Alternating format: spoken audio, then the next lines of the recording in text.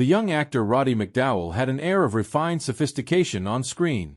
He amassed a library of films, shot stunning images, and befriended every major star. But on December 18, 1974, agents and vehicles from the Federal Bureau of Investigations showed up at his house. Over 1,000 films and cassettes, valued at over $5 million, were seized. They found more than just flicks. Something far more substantial was proven. In order to escape once everything had ended, Rody had lied to his closest pals. Some individuals, such as Elizabeth Taylor and Rock Hudson, were completely taken aback. On September 17, 1928, he entered this world in Hearn Hill, London. Jude McDowall's full name was Rodrik Andrew Anthony. In his life, the stage has perpetually played a significant role. His dad, Thomas, was a seafaring sailor. His mom, Wilfredo, had acting as her lifelong dream but was never given the opportunity. Instead, she placed her faith in Rody. Prior to the age of 4, Rody has the ability to both create and read poetry. When he was just 5 years old, he began taking elocution lessons. Making him shine was his mother's goal.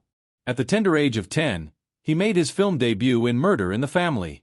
He had already appeared in 16 films before to his departure from Britain. That was his sister Virginia's aspiration as well, and throughout their 4 years at Hanover Academy, they won nearly every theater honor. War ensued subsequent to that. In 1940, when Rody was 12 years old, bombs dropped from Berlin over Britain. A massive effort to evacuate the area is underway, and as part of it, during Operation Pied Piper, his family was among 5 million that fled to the United States. However, upon arrival in the U.S., they were only armed with $42 due to wartime regulations regarding currency. His mom had to do all the heavy lifting to keep the family afloat once his dad enlisted.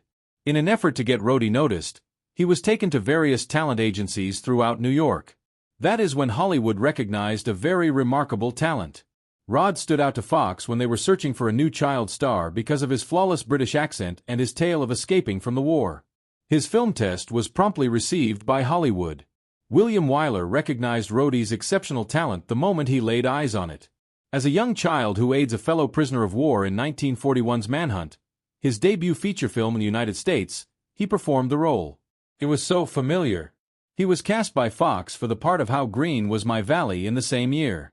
He may have been just 13 years old, but his performance in the film was crucial in its 1942 Best Picture victory over Citizen Kane. In order to replicate a Welsh mining town for the film, the production team invested $110,000 on creating an 80-acre hamlet. The construction took 6 months and involved the shipment of actual coal blocks from Wales. Reviews were overwhelmingly positive for young Roger Rody, who critics said could hold his own against Shirley Temple. He inked a 7-year contract. Rody earned $2 for his performance in the 1943 film My Friend Flicka. $400,000 in rent. As the young child Ken, he portrayed the character who develops feelings for a feral horse. Working with real animals, including one that died while they were shooting, and learning to ride a horse were both challenges he faced. The original film was so successful that Fox wasted little time in 1945 making a sequel. He has a devoted fan base on every continent. In 1944's The Keys of the Kingdom, he had a larger role, playing a younger Gregory Peck, who was playing the priest. He had to put on an act, such as when he lost his parents in a storm, and talk with a Scottish accent. By the time he was 16 years old, he was already delving into complex roles. What followed was the 1945 release of Molly and Me. Because he resembled his late mother, Rody portrayed a depressed child who believed his father disapproved of him. Parts of it were funny and parts were sad. It was required of him to shed tears in one moment and pull faces in another. Everyone thought it was great. Many letters from admirers arrived. From the outside, he appeared to be no different from any other young guy going through adversity, as were many others during the war. But behind the scenes, it was not simple. Although he was widely believed to have won the 1944 Oscar for Best Young Actor, the honor actually went to Margaret O'Brien. The majority of Rody's family's income now came from him. At the tender age of 16, he was already pulling down a hefty paycheck of $2,500 per week. With his 6-day work week, he barely had time for hanging out with friends or living his typical adolescent life. His family retained every dime, but many of his fellow child stars lost everything. However, He became nervous and homesick due to the tension. As an adult, he piqued the curiosity of many who hoped he could shake off his image as a child star. The first factor to bring about that transformation was the 1957 to 1958 Broadway drama Compulsion. It was inspired by the real-life murder of Bobby Franks in 1924. The role of the young, icy, and crafty Arthur Strauss was played by Rody. Bradford Dillman succeeded him for the role in the 1959 film. But Dean Stockwell, who played his co-star, remained. Even the actual killer, Nathan Leopold, attempted to halt filming of the film, but his efforts were unsuccessful. Regardless, Rod's theatrical performance was noteworthy. In the 1960 film Midnight Lace, he had a more sinister role. His portrayal of Malcolm Stanley was eerily similar to the suspicious and unsettling character he had previously portrayed. Doris Day, who was nominated for a Golden Globe, starred in the film, which cost $3 million to produce. Rod added tension to every moment, and we got to see a new side of him. Mordred, the son of King Arthur by another woman, and Rody both became members of the original Broadway cast of Camelot in the same year. He appeared in 284 episodes until the role was filled by someone else. There were 873 total airings of the show. The public adored his composition, The Seven Deadly Virtues. Despite some issues on set, the show was a smashing success. His Tony Award nomination proved he was a genuine star on Broadway. Also, in 1963, there was The Cleopatra Blunder. The then most expensive film of all time, starring Rody as Octavius, cost $44 million. These days, that sum would be more than $450 million. Century City was built on land that Fox had to sell when company was about to go bankrupt. During the scandal between Elizabeth Taylor and Richard Burton, Rody was present. Prior to the film's relocation to Rome, Taylor came dangerously close to death on set from pneumonia, and $5 million had already been frittered away. Her wardrobe alone cost $194,000. Despite all the problems, the film managed to earn $57. It was the year's most profitable film, grossing $7 million. Rody maintained his pleasant demeanor throughout. In 1965, after nearly 3 years of production, he finally portrayed the role of Matthew the Apostle in The Greatest Story Ever Told. It cost $20 million and featured over 100 speakers. The American Southwest was chosen over the Middle East for the filming. Famous actors and actresses like Sidney Poitier, Max von Sydow, and Charlton Heston were in the film. Regardless, the profit was only $15. Rod's show demonstrated his growth, despite losing $5 million. By giving Matthew the capacity for contemplation and inquiry, he revealed profound emotional and spiritual complexity. There aren't many artists who had to go through what Roddy McDowall did. For Planet of the Apes, he had to get up at 2 o'clock in the morning and sit in a makeup chair for 3.5 hours every day to portray the role of Cornelius, the kind chimpanzee researcher. It may take up to 7 hours to apply the makeup and 3 more hours to remove it when they attempted it for the first time. In order for his skin to breathe, the company had to develop new types of foam rubber due to the extreme heat. Putting things right wasn't merely a mask. It had a chin, multiple layers of hair, and various ears that had been sliced off. It was necessary to paint his lower teeth black as well. He did this for a time, 5 days a week, and eventually saw results. It was released in 1968 and sold for $5. 8,000,000 to prepare. Everything went swimmingly. Cornelius was his most famous role. Word got around about how hard he worked. However, Rody continued. In the background, he continued filming with his 8mm camera as the rest of the crew headed home. He meticulously recorded each ingredient used in the cosmetics. As they rode in helicopters to the beach, the group's members wore complete orangutan masks, drank from straws, and laughed. To showcase his brief documentary on the Carol Burnett Show in 1974, he even underwent the identical extensive cosmetic procedure. Rody recalled those moments even though no one else did. He had no idea he was documenting the past. In 1971, for the release of May 26, 1971, of Escape from the Planet of the Apes, he returned. At that moment, his character shifted. He continued to portray Cornelius even though the plot was set in the 1970s. Traveling through time while under persecution was the central theme of the film. Moving around was no longer the only thing. Emotions were involved. That action could not have been accomplished without Rody. His stellar performance helped propel the film to the status of most critically acclaimed spin-off of the original series. The fact that it focused on characters as well as explosions was a big selling point for critics. We owe it all to Rody. When Planet of the Apes returned to television in 1974, Rody reprised his role as Galen. The addition of Rod provided the 14 episodes additional substance, despite their relatively short runtime. There was some writing advice he offered. His knowledge of the lengthy makeup procedure even aided the team in working more efficiently. Despite the brief run of the show, he remained loyal to the brand, using interviews and films to advocate for its preservation. Rody was a multi-talented performer. His marksmanship was equally impressive. In 1966, he published Double Exposure, a daring photographic book. It was 251 pages lengthy and included 98 renowned persons. But rather than being written about by reporters, each celebrity was discussed by a well-known personality. James Baldwin was a Marlon Brando biographer. An article about Lauren Bacall was written by Katharine Hepburn. That was completely new.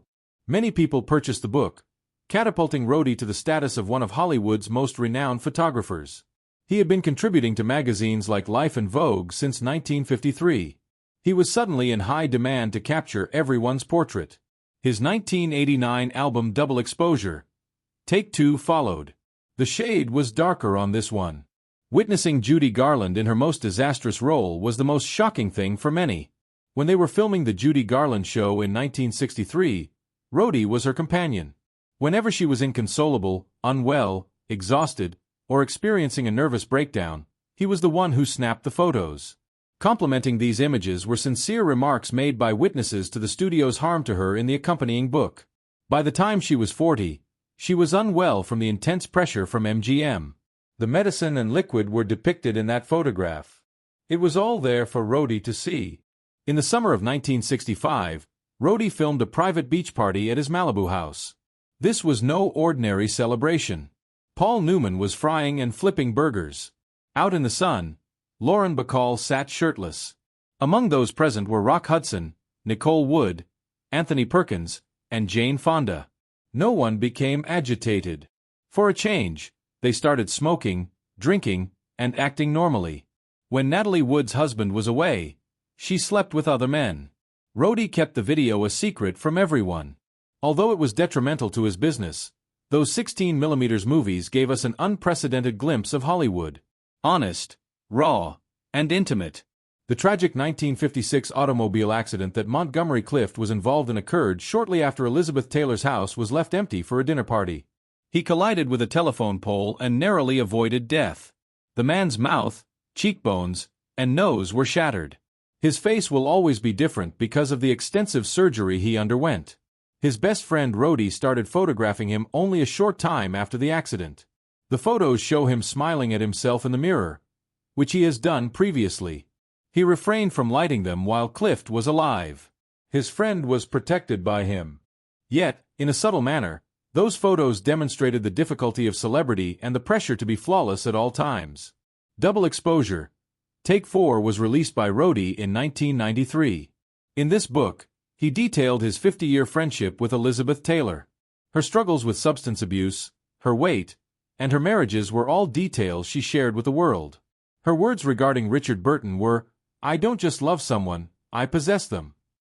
Seeing those images crushed my heart. The first photo showed her makeup-free, while the second showed her sobbing following her divorce. They trusted each other so deeply that she included a photo of Rody in the book.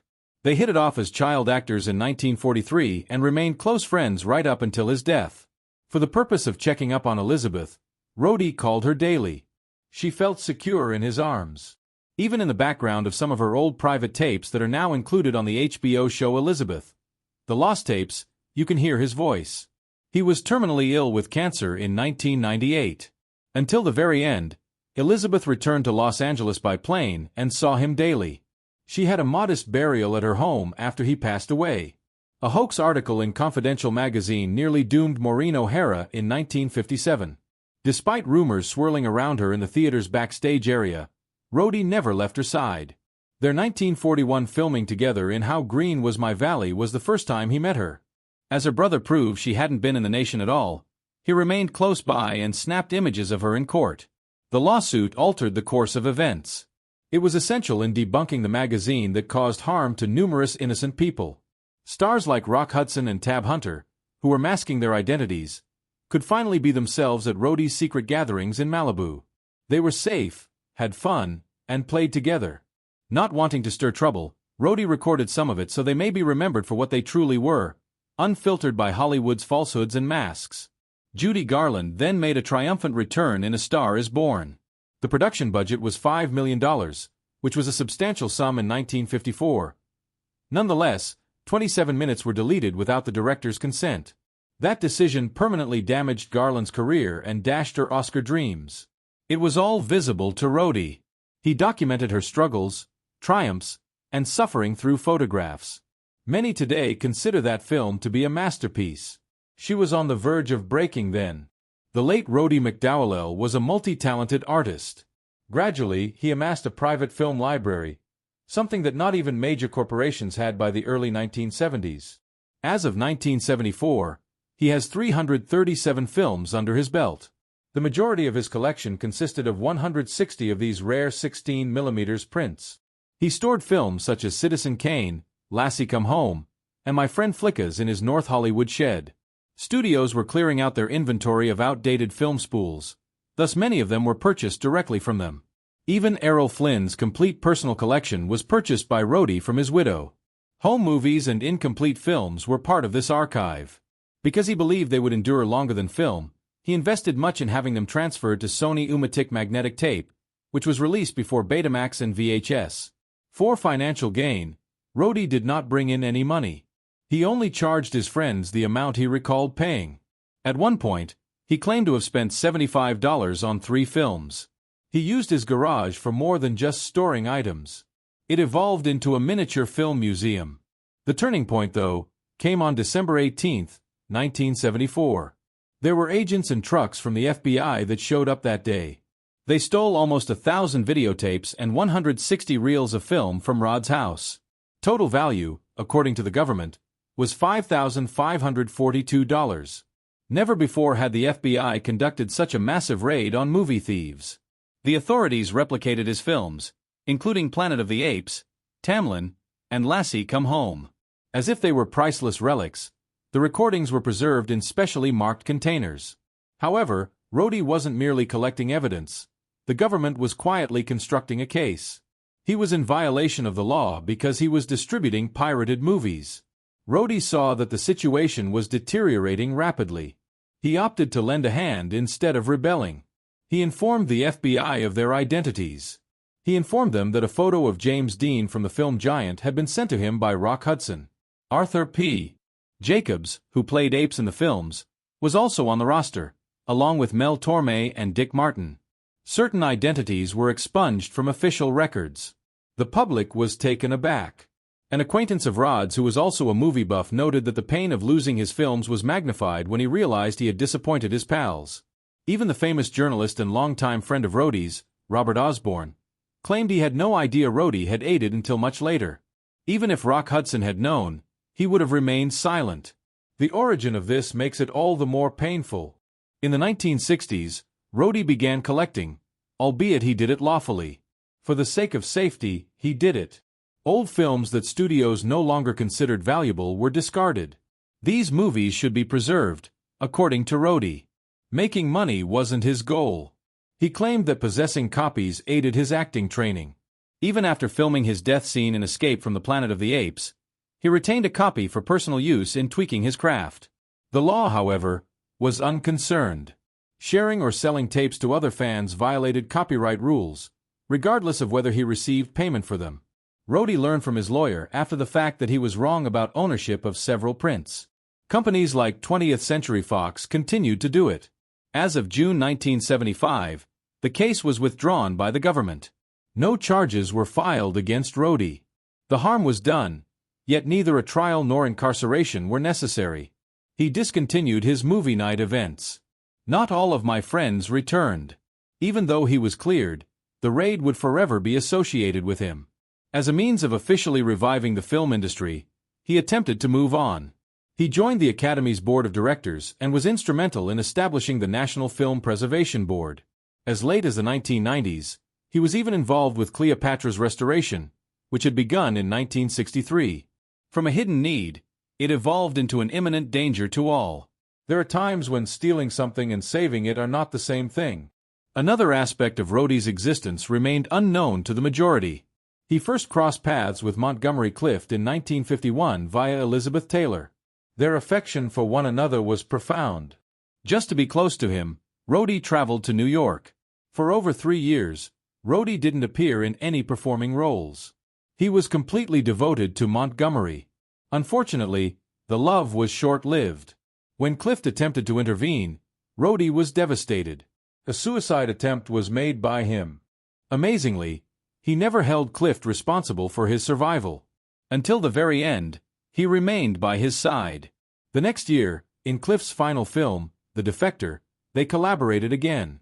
Clift had previously stated that, without Rod's assistance, he would not have completed the task. Rody was a Hollywood insider during a time when openly gay people faced severe career consequences. Confidential and other tabloids frequently broke up famous couples in the 1950s. There was a near catch for Rock Hudson. A large number of LGBT artists were represented by Henry Wilson. He divulged the secrets of other clients to others in order to protect certain of his clients. To deter anyone who might blackmail him, he even utilized off-duty police officers. Rody hid out when no one was looking, but he preferred to keep to himself in public. Whether they identified as gay or straight, he created his home a welcoming space for everybody. He took great care to protect the privacy of others. Unbeknownst to everyone, he knew everything. He was known as Hollywood's father confessor by many. A Malibu beach house was purchased by Rody in 1965. He recorded private gatherings when celebrities appeared unprepared, without security detail or makeup. A video with Julie Andrews, Jane Fonda, Paul Newman, and Lauren Bacall strolling along the beach with their kid has surfaced. Stars in the sky aren't the only ones basking in the light. Those were real-life events, not cinematic scenes.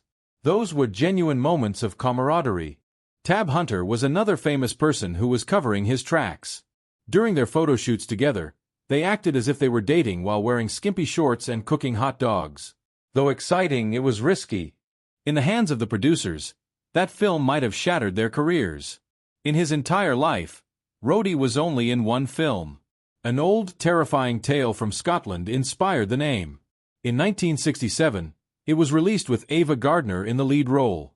Scenes from the 1960s-era psychedelic weirdness were all over it.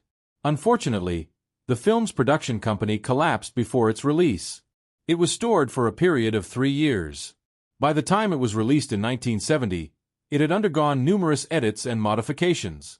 Toys and Games and The Devil's Widow were among the names they used.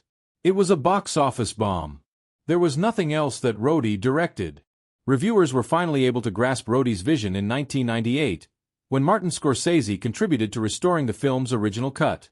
Its eponymous status was Lost Gem. By that time it was past. A pivotal work opportunity presented itself to Rod in 1985. Peter Vincent played the role of a vampire hunter on the television series Fright Night. The show was terminated due to the fact that vampire killers are no longer popular. Much like his on-screen persona, Rod's real life was chaotic. He had recently been let go from a terrifying television show, and he was feeling terrible about it. The film concludes with him confronting actual vampires. The film's production budget was $24. It became a fan favorite and sold 9 million copies. Young horror lovers adored him, and for a little while, it seemed like he had returned. Funny enough, he was too busy directing Tam Lin to appear in Beneath the Planet of the Apes. His absence from that Apes film was unprecedented.